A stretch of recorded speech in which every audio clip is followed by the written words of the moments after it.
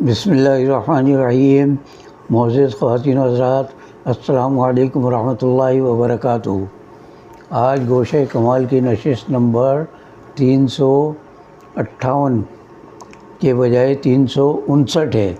گزشتہ نشست میں نے 358 کی بجائے 357 کہہ دیا تھا، اسی لیے آج پھر مغالطہ ہو رہا ہے، تو میں واضح کر دوں کہ یہ نشست نمبر 359 یعنی 359 ہے۔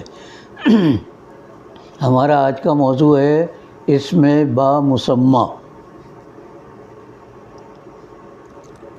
جسمانی قدرت و قوت کے بعد اعضاء و قوا کی کمزوری انسان میں فطری طور پر مایوسی کے جذبات پیدا کر دیتی ہے۔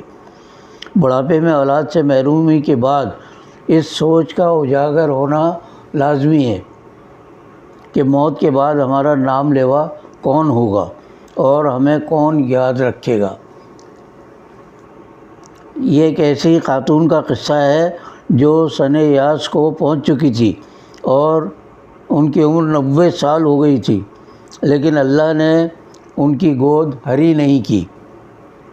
شوہر کی عمر 100 برس کے لگ بھگ تھی۔ وہ نہایت دیندار اور بڑے مہمان نواز تھے۔ عمر رسیدگی کے اس دور میں بھی رزق حلال میں مہمانوں کو شریک کرنا ان کا پسندیدہ مشغلہ تھا۔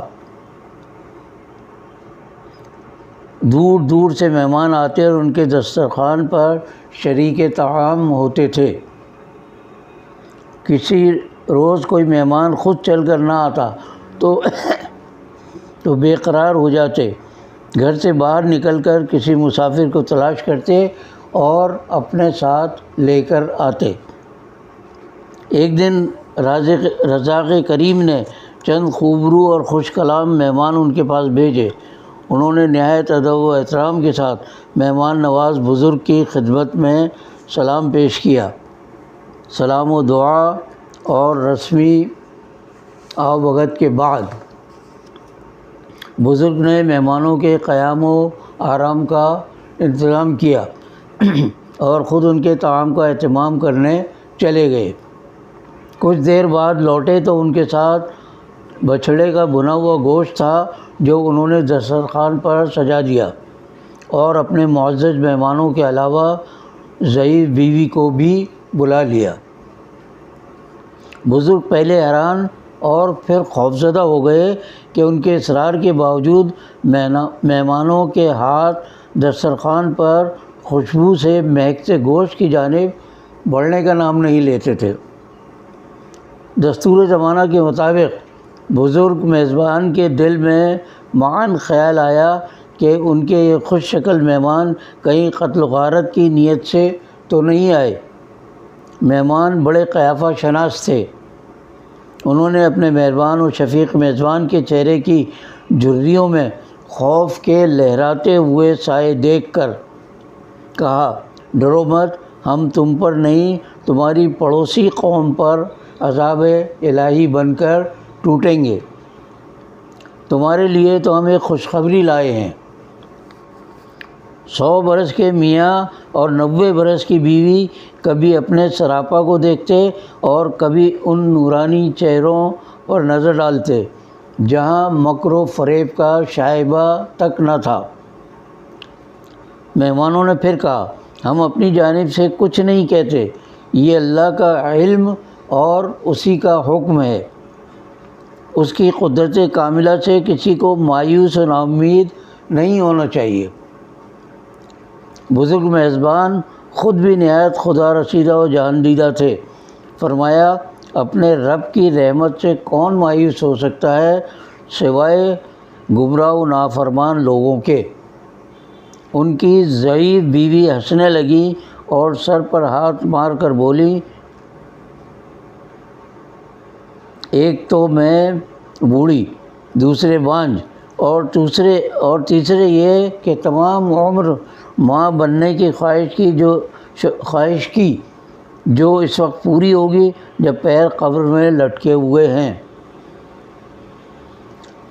علم کے دیگر شعبوں کی طرح آج طب نے بھی حیرت انگیز ترقی کر لی ہے، اس لیے کوئی بات ناممکن معلوم نہیں ہوتی، لیکن 4000 سال قبل اس خدا شناس بزرگ نے محض اپنے رب پر ایمان کا اظہار یوں کیا کہ اس کی رحمت سے گمراہ لوگ ہی نا امید ہوتے ہیں۔ پھر قادر مطلق نے اس بوڑھے جوڑے کو وہ صحت و توانائی بخشی